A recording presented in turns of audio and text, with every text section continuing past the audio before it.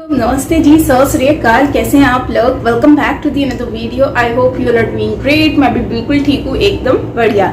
तो दोस्तों, आज हम वीडियो वॉच करेंगे। ये वीडियो है राजा दाहिर की बेटियों का बदला लेने वाला हिंदू राजा। तो देखते हैं ये हिंदू राजा कौन है जिन्होंने राजा जो है दाहिर, उनकी बेटियों का जो है वो बदला लिया। तो very interesting video. Original video का लिंक नीचे डिस्क्रिप्शन में मिल जाएगा, तो आप वहां से ओरिजिनल वीडियो वॉच कर सकेंगे। वैसे मैं आपको बता दूं कि कराची में आजकल वेदर थोड़ा रफ हुआ था, बट आज कराची थोड़ा सा ओपन हो चुका है। तो मैं सुकून से फिर भी सो रही थी थोड़ी देर पहले ही उठी हूँ, तो इसलिए मेरी वीडियो थोड़ी हो गई है लेट। तो जल्दी से चलते हैं वीडियो की तरफ। मेरे मुँह से तो लग ही रहा होगा आपको मैं कितना सो के उठी हूँ, भी मुँह सूजा हुआ है।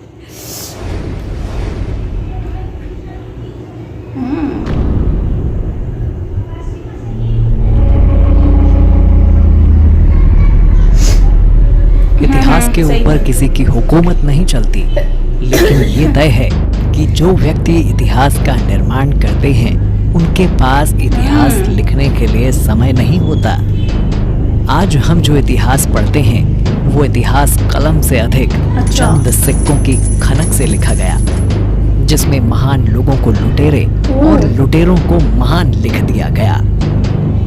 पर इसी इतिहास में कुछ लोग ऐसे भी हुए जो अपनी तलवारों की चमक से, अपने शौर्य एवं पराक्रम से, जिन्होंने मां भारती की रक्षा ही नहीं की बल्कि दुश्मनों के घरों में घुसकर भगवा ध्वज फहराया और अपना इतिहास लिख गए।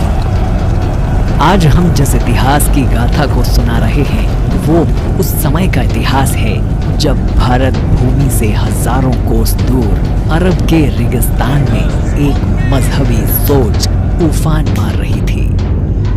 इस मजहबी सोच ने एक और पूर्वी रोमन साम्राज्य का नक्शा समेट दिया था, तो दूसरी तरफ फारस का पार्शिया साम्राज्य भी लगभग नेस्तानाबूद कर दिया था। अब बारी थी हिंदुस्तान की मिट्टी को रौंदे जाने की। लेकिन जब ये सब कुछ घट रहा था तब यहाँ की मिट्टी में एक शूरवीर खेल रहा था। नाम था काल भोज, जिसे सब पप्पा रावल अर्थात पिता रावल कहते थे। पप्पा के बारे में कहा जाता है कि जब सन 711-712 के लगभग अरबी मुस्लिम आक्रांताओं को हरित ऋषि ने अपनी आंखों से देखा, तभी उन्होंने कहा था कि एक ऐसा योद्धा आएगा जो इन अरबी मुस्लिम आक्रमणकारियों को जब हमला किया था इन्होंने। इसके बाद 713 में जन्मे काल भोज अर्थात पप्पा रावल की शिक्षा दीक्षा हरित ऋषि की देखरेख में हुई। महर्षि हरित ने इनको युद्ध, अस्त्र और शस्त्र की शिक्षा प्रदान की। यही नहीं, जब वो मात्र 3 वर्ष के थे तब वो और उनकी माता कुछ असहाय महसूस कर रहे थे, जिसकी वजह से उन्होंने भील समुदाय के बीच में रहना स्वीकार किया। ऐसे में भील समुदाय ने इनकी माता और इनका पालन पोषण किया। साथ ही भील समुदाय ने अरबी मुसलमानों से लड़ाई में पप्पा का भरपूर साथ दिया था। ये बालक यूं तो गहलोत राजपूत वंश में पैदा हुआ था, लेकिन देखते ही देखते समूचे मेवाड़ की प्रजा इसे अपने पिता के समान मानने लगी। पप्पा ने भी इस सम्मान को जाया नहीं जाने दिया और अपने कुल वंश के नाम के बजाय नया राजवंश आरंभ कर दिया, जिसमें अजमेर और जैसलमेर जैसे छोटे राज्यों को अपने साथ मिलाकर सारी प्रजा को सम्मान देते हुए नाम रखा मेवाड़ वंश और चित्तौड़ को अपनी राजधानी बनाया। मेवाड़ तो सुना है। दूसरी ओर सिंध में अरबी लुटेरों का शासन स्थापित हो चुका था। अब वो पूर्व की ओर आगे बढ़कर समस्त भारत भूमि को रौंदने की योजना बना रहे थे, लेकिन उन्हें मालूम नहीं था इस वक्त हिंदुस्तान के द्वार पर मेवाड़ी राजवंश के सबसे प्रतापी योद्धा पप्पा रावल का शासन है। 9 फीट ऊंचे कद के वो पप्पा रावल जिनकी तलवार के एक प्रहार से 5 दुश्मनों की गर्दनें जमीन चाटने लगती थी। वीरता में इनकी बराबरी कोई और योद्धा नहीं कर सकता था।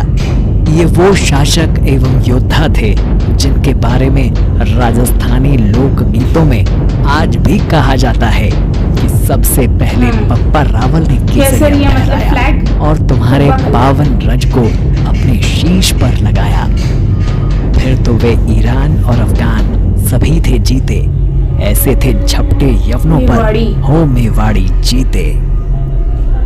सिंध जीतने के बाद इस्लामी लुटेरों की फौज आगे बढ़ी तो उनका सामना बप्पा रावल से हुआ, लेकिन उन्हें बप्पा रावल की मेवाड़ी सेना ने धूल चटा दी। लुटेरे भाग गए।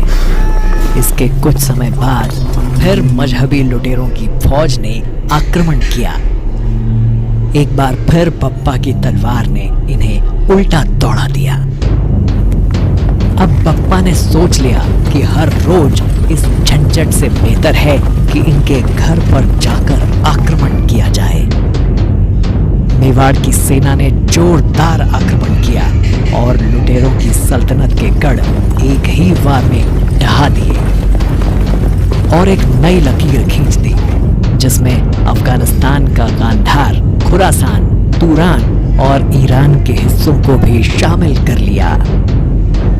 बप्पा के सैन्य ठिकाने के कारण ही आज के पाकिस्तान के शहर का नाम रावलपिंडी पड़ा था। आखिर ये कैसे संभव हुआ? आइए जानते हैं बप्पा की वीरता का अनूठा इतिहास, जिनके शौर्य और पराक्रम के भय से अरबी लुटेरों को दिल्ली की गद्दी तक आने में 500 साल लगे।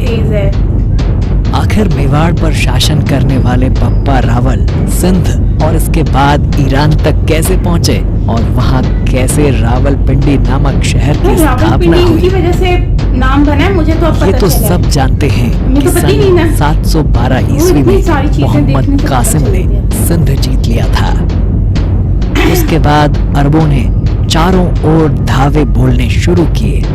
उन्होंने चवड़ों, मौर्यों, सैंधवों, कच्छेलों को हराया। मारवाड़, मालवा, मेवाड़, गुजरात आदि सब भूभागों में उनकी सेनाएं छाने लगी। एक तरफ नागभट्ट प्रथम ने अरबों को पश्चिमी राजस्थान के मालवे से मार भगाया, वहीं दूसरे मोर्चे पर बप्पा ने यही कार्य मेवाड़ और उसके आसपास के प्रदेश के लिए किया। ऐतिहासिक दस्तावेजों से पता चलता है कि गोहिल के वंशज नागादित्य को 727 ईस्वी में भीलों ने मार डाला था। ये वो समय था जब हिंदुस्तान पर अरबी लुटेरों के हमले का डर बना हुआ था। आज से लगभग 1400 साल पहले अरब के शासकों लुटेरों ने मध्य पूर्व और अरब के इलाकों को अपने कब्जे में ले लिया।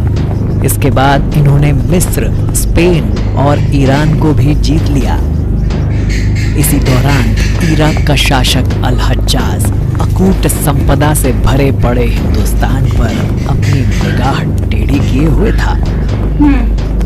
उसने कई बार यहाँ आक्रमण करना चाहा। आपसी फूट और लालच के कारण वो यहाँ हमला नहीं कर सका। हालांकि इस समय तक अरब लुटेरों ने सिंध पर छोटे मोटे हमले करने शुरू कर दिए थे। इसके बाद अल हज्जाज के भतीजे और दामाद मोहम्मद बिन कासिम ने 712 ईस्वी में खलीफा की मदद से हिंदुस्तान की उत्तर पश्चिमी सीमा से सिंध पर आक्रमण कर दिया। उस समय दाहर सेन वहां के राजा थे। सिंध की सीमा यूपी के कन्नौज, अफगानिस्तान में कांधार से लेकर कश्मीर और रेगिस्तान को पार कर नमक की दलदली भूमि गुजरात के कच्छ तक थी। मोहम्मद बिन कासिम ने उनके किले पर कई बार हमला किया, लेकिन दाहर सेन की सेना से उसे हार ही मिली। फिर एक रोज कासिम ने धोखे से दाहर सेन की सेना में अपने सिपाहियों को महिला वस्त्र पहनाकर भेज दिया। आखिरकार राज्य की रक्षा के लिए दुश्मनों से लड़ते हुए ताहर सेन ने अपने प्राणों की आहुति दे दी।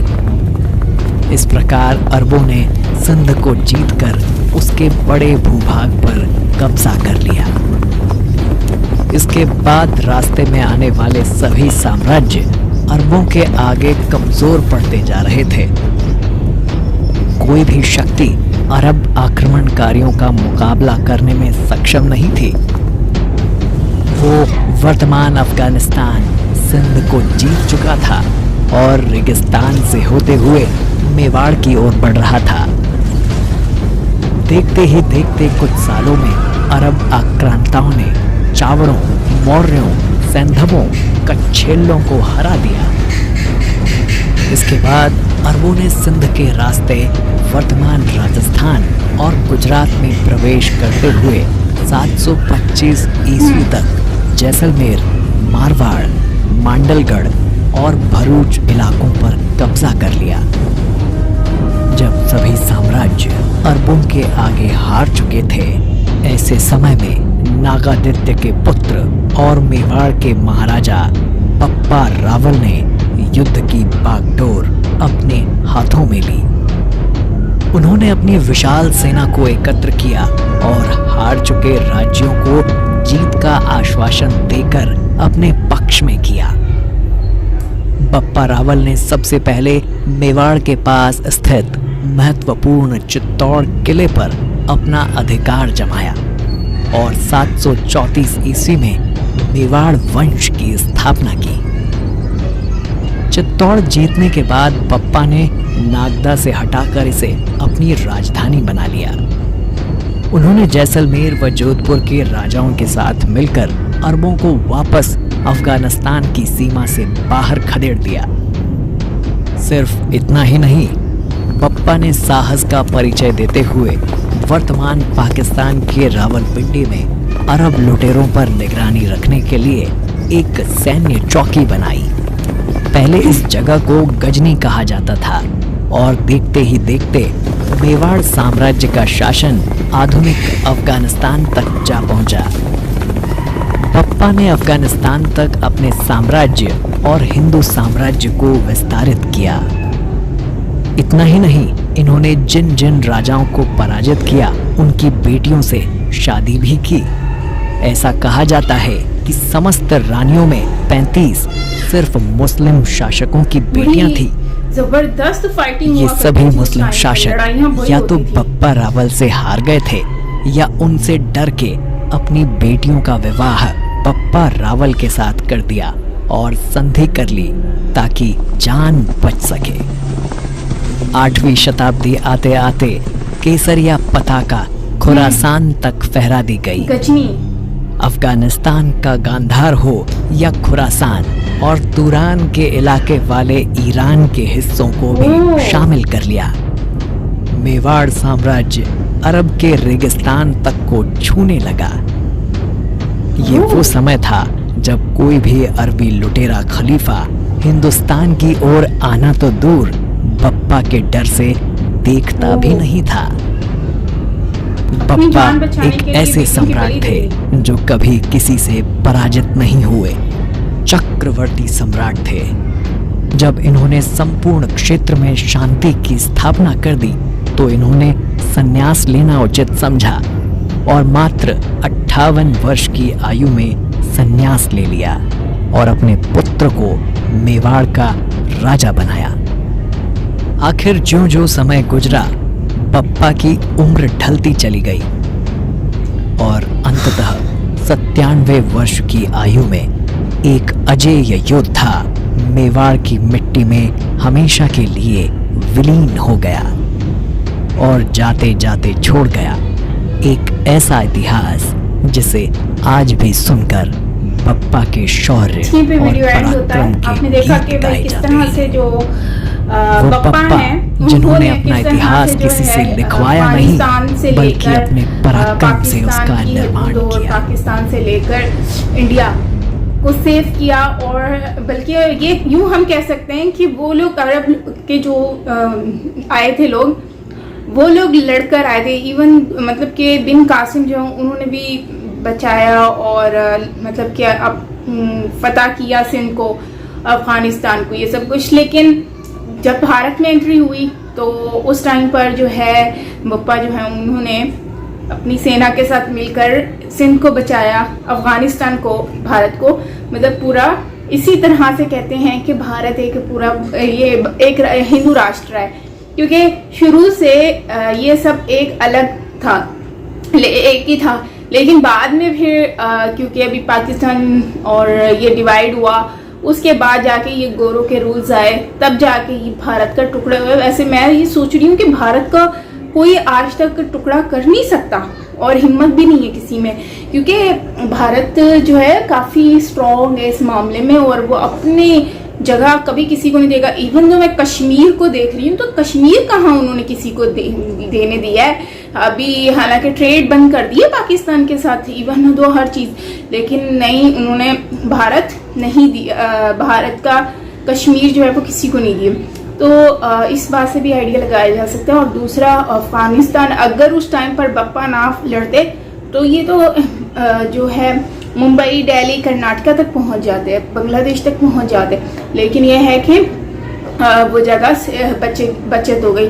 और अगर उस टाइम पर उन लोगों ने कब्जा कर लिया होता तो आज ये पूरी जो हिंदू राष्ट्र है ये सारा तो अभी ये अरबियों का मुल्क बन गया होता, अरबियों का देश होता। लेकिन ये है कि आज की जो जनरेशन है वो बहुत दुआ करती होगी, आइडियल मानती होगी बप्पा को, जो है मेवाड़ के राजा, कि उन्होंने इस तरह से जो है वो आज उनके लिए एक जगह जो है फतह की, उस टाइम पर सही टाइम पर लड़े और इन लोगों के लिए जो है वो जगह सेफ की। बाकी ओवरऑल अच्छा लगा वीडियो वॉच करके। रावलपिंडी का नाम सुना, मुझे अब पता चला है कि रावलपिंडी का नाम ये इसकी वजह से पड़ा है। और जो है अच्छा, दूसरा ये कहूँगी कि रावलपिंडी में भी काफ़ी, आप देखें ना इस्लामाबाद टेक्सला की साइड पर, वहाँ पर भी काफ़ी कुछ है देखने के लिए।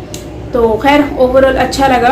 और वहाँ पे मंदिर हैं, ओल्ड प्लेसेस हैं, बहुत कुछ है वहाँ पर भी एक्सप्लोर करने के लिए। आप अगर मैं जाऊँगी तो मैं ज़रूर आप लोगों से भी शेयर करूँगी इसके बारे में। तो बाकी ओवरऑल मज़ा आया वीडियो वॉच करके। आप मुझे बताएं आपको कैसा लगा। और बस लास्ट में ये कहूँगी कि यार ये अपनी बेटियों की बलि दे दी इन्होंने अपनी जान बचाने के लिए बेटियों की शादी करवा दी बप्पा से। और वैसे तो बड़ा हिंदू मुस्लिम लोग करते हैं, लेकिन फिर कैसे उन्होंने शादी करा दी, सोचने वाली बात है ना।